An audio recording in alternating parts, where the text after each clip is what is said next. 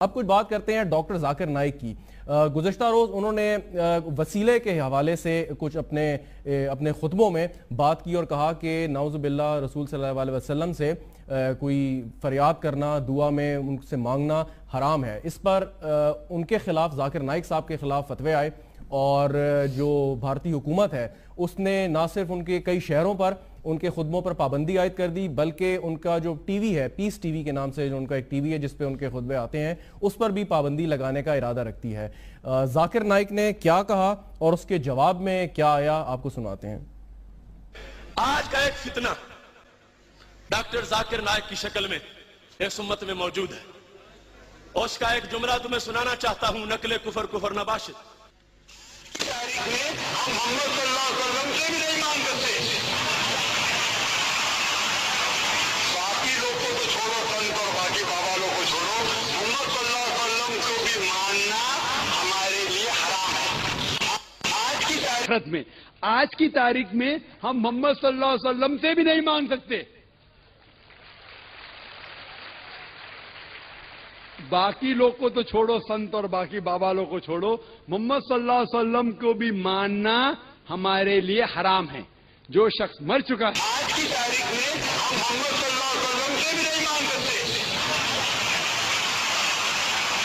باقی لوگ کو تو چھوڑو، سنت اور باقی بابا لوگ کو چھوڑو، محمد صلی اللہ علیہ وسلم کو بھی ماننا ہمارے لیے حرام ہے۔ معاذ اللہ، اب یہ جملہ جو وہ بول رہا ہے، بک بک کر رہا ہے، آج کی تاریخ میں محمد الرسول اللہ صلی اللہ علیہ وسلم سے مانگنا جائز نہیں، مانگنا حرام ہے، معاذ اللہ۔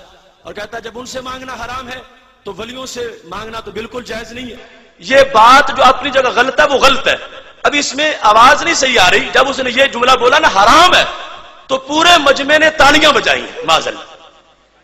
آخر یہ انداز کس نے سمجھایا؟ کوئی مومن اس انداز میں تالی بجا سکتا؟ یہ یہودیوں کا اجتماع تھا، عیسائیوں کا اجتماع تھا، اور یہودیوں عیسائیوں کے ایجنٹوں کا اجتماع تھا کہ جس کے اندر یعنی اتنی گستاخی کی جا رہی ہے اور آگے سے تالیاں بجا کے داد دی جا رہی ہے۔ کون ہے امتی جو اپنے نبی علیہ السلام کے بارے میں وہ ایسی بات سنے اور اس کے بعد تالیاں بجائے؟ اس واسطے میں قبل اس کے کہ اس کے خلاف دلائل دوں، میں حکومت پاکستان سے یہ مطالبہ کرتا ہوں کہ جس طرح انڈیا میں اس موزی کے لیکچر پر پابندی لگائی گئی، پاکستان میں بھی اس کے چینل پر پابندی لگائی جائے۔ ہاتھ اٹھاؤ اس، یہ میڈیا کے لوگ اور جنسیوں کے لوگ دیکھیں، یہ داتا کے دیوانے، یہ پنجاب اور ملک کے دور دراز علاقوں سے آئے ہوئے لوگ یہ تقاضا کر رہے ہیں اس بے لگام ڈاکٹر کو لگام دی جائے اور اس کے جو ٹی وی چینل ہے اس کو پاکستان میں جام کر دیا جائے، اس کے لیکچروں پر پابندی لگائی جائے۔ کیا آپ کو یہ تجویز منظور ہے؟ آپ نے سنا یہ ذاکر نائک، اس کی ایک ویڈیو بھی ہے جو اس وقت موجود نہیں ہے، انٹرنیٹ پہ تھی، وہ شاید وہاں سے ہٹا دی گئی، لیکن آڈیو میں خصوصی طور پر ذاکر نائک اس بات کی طرف اشارہ کر رہا ہے اور اس پر بات کریں گے۔ لیکن اس سے پہلے ایک اور چیز میں آپ کو دکھانا چاہوں گا تاکہ اس پہ جو ہمارے اس وقت اسٹوڈیو میں مہمانان گرامی موجود ہیں ان سے اکٹھی رائے لے لی جائے۔ کچھ عرصے پہلے ایک اور تنازع کا شکار ہوا ڈاکٹر ذاکر نائک، اور اس نے یزید کے بارے میں کوئی قصیدہ پڑھا اور اس پر بڑا سٹرونگ ریئیکشن بھی آیا۔ پہلے آپ کو وہ دکھاتے ہیں اور اس کے بعد اس کا جواب بھی آپ کو دکھائیں گے۔ لکھنؤ شہر کے قاضی مولانا مفتی ابوالعرفان قادری نے فتویٰ جاری کیا ہے۔ ان کے خلاف لکھنؤ میں الماس ہال میں سارے سنی اور شیعہ علماء کا جو لکھنؤ کے علاوہ باہر ضلعوں سے آئے تھے سب کی بات چیت ہوئی اور ان کے سامنے ذاکر نائک کی سی ڈی دکھائی گئی۔ اس سی ڈی میں انہوں نے جو قابل اعتراض باتیں کہی ہیں، حضرت امام حسین جن کی کربلا کا واقعہ بہت مشہور ہے، ہر سال 1400 سال سے ان کی باتیں کی جاتی ہیں، جو ان کا قاتل ہے یزید، اس کے بارے میں وہ کہہ رہے ہیں کہ ہم اللہ سے دعا مانگیں کہ اس کی مغفرت کر دی جائے۔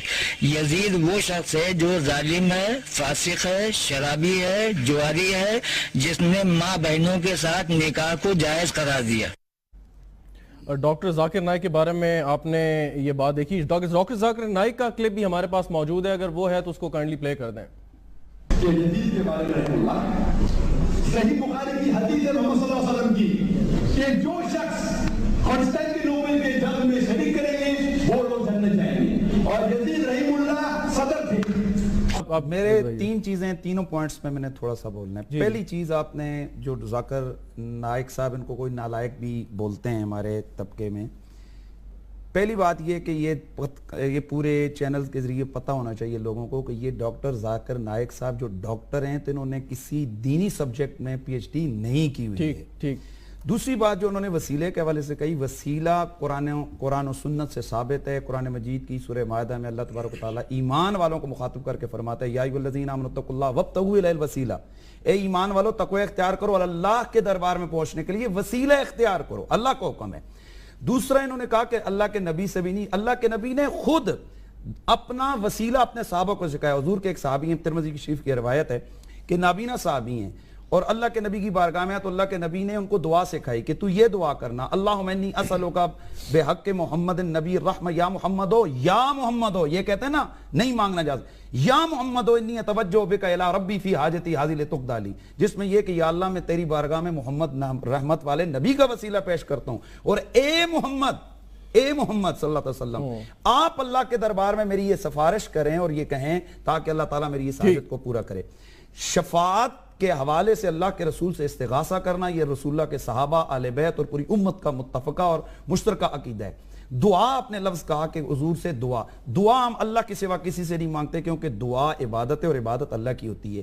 باقی رہ گیا ندا یا استعانت توسل, یہ اللہ کے رسول سے بالکل جائز ہے.